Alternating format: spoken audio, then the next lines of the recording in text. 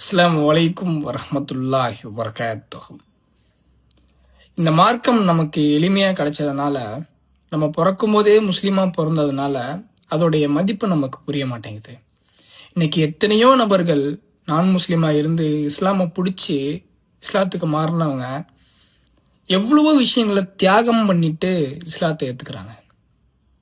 உறவினர்களாக இருக்கட்டும், குடும்பமாக இருக்கட்டும், பொருளாதாரமாக இருக்கட்டும், எல்லாத்தையும் விட்டுட்டு இஸ்லாத்தை புரிஞ்சுக்கிட்டு இஸ்லாத்தை எல்லாத்த விடவும் இஸ்லாத்தை மேன்மையாக நினச்சி அவங்க வராங்க.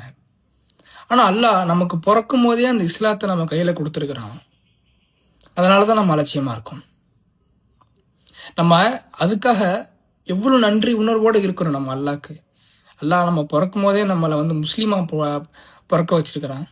மேலும் நேர்வழியில் செல்லக்கூடிய ஒரு தௌஹீத் அல்லாஹ் நம்ம கையில் கொடுத்துருக்கான்னு நினைக்கும் போது காலம் ஃபுல்லாக நம்ம சுஜூதில் விழுந்து கிடந்தாலும் அது மிக ஆகாது. அதை நம்ம உணர மாட்டேங்கிறோம். வேணுக்குனே நம்ம உணர மாட்டேங்கிறோம். ஏன்னா பிகாஸ் ஆஃப் நம்ம டைம் ஸ்பெண்ட் பண்ணுறது கிடையாது. நம்ம கூட நம்மளே டைம் ஸ்பெண்ட் பண்ணுறது கிடையாது. அல்லாஹ் எனக்கு எவ்வளோ கொடுத்துருக்குறான் அப்படின்னு சிந்திச்சு பார்க்கறதுக்கு நமக்கு நேரம் இல்லை. உலக விஷயங்கள் மட்டும்தான் நம்ம மைண்டில் இருக்குது. 24 hours உலக விஷயங்கள் இருக்கலாம். 24 மணி நேரமாக உலக விஷயங்கள்ல இருக்க முடியும்? ஒரு மனிதன் அப்படி இருந்தால் நல்லா இருக்குமா சொல்லுங்க? நம்மளை படைச்ச அல்லாஹ்க்கு நம்ம எதுவுமே செய்யலையே. 5 வக்து தொழுகிறோம், அது அல்லாஹ்க்கு செய்யற கடமை.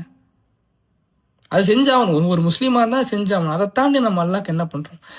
நம்மளுடைய தாவா பணியை நம்ம எடுத்துட்டு போய் மக்கள்கிட்ட சேர்க்கிறோமா? இல்லை. மார்க்க அறிஞர்களாக இருந்தால் மட்டும்தான் தாவாவை கொண்டு போய் சேர்க்கணுங்கிற ஒரு கருத்து இருக்கு. நம்ம படிக்கிற சின்ன சின்ன விஷயங்களை நம்ம சொல்லலாம். நன்மை ஏவுதல் தீமையை தடுத்தல் தானே இஸ்லாம. நமக்கு தெரிஞ்சதை நம்ம சொல்லலாம். அந்த காம்ப்ளிகேட்டடான விஷயங்கள்ல இஸ்லாமிய அறிஞர்கள் மட்டும்தான் கருத்து சொல்லணும். இன்னைக்கு நிறைய பேர் பார்க்குறோம், அப்படி போயிட்டு இருக்குன்னு வச்சுங்களேன். தேவையில்லாமல் கருத்து கூறுறது, அந்த மாதிரி காம்ப்ளிகேட்டடான விஷயங்கள்ல, கருத்து முரண்பாடான விஷயங்கள்ல ஸ்காலர்ஸ் மட்டும்தான் கொடுக்கணும். ஆனால் இன்னைக்கு நிறைய பேர் இப்படி பண்றாங்க. ஹையர் இன்ஷால்லா. அதனால நம்மளுக்கு என்ன புரியுதோ, அது சஹீஹா இருக்கோ, அது ஆதாரபூர்வமா இருக்குதோ, அதை மக்கள்கிட்ட சொல்லலாம். நன்மை ஏவுதல் தீமையை தடுத்தல் தான் இஸ்லாம். எனவே இன்ஷா அல்லாஹ் கொடுத்த இஸ்லாமுக்காக நம்ம அல்லாஹ்க்கு திரும்ப என்ன செஞ்சோம் அப்படிங்கிறத நம்ம உணரணும். எனவே இன்ஷா அல்லாஹ் ஹையர் நம்மளுடைய தொழுகையை நம்ம சரி செஞ்சா எல்லாம் சரியாகும். ஹையர் பரக்கல்லாஹ் ஃபீக்கும்.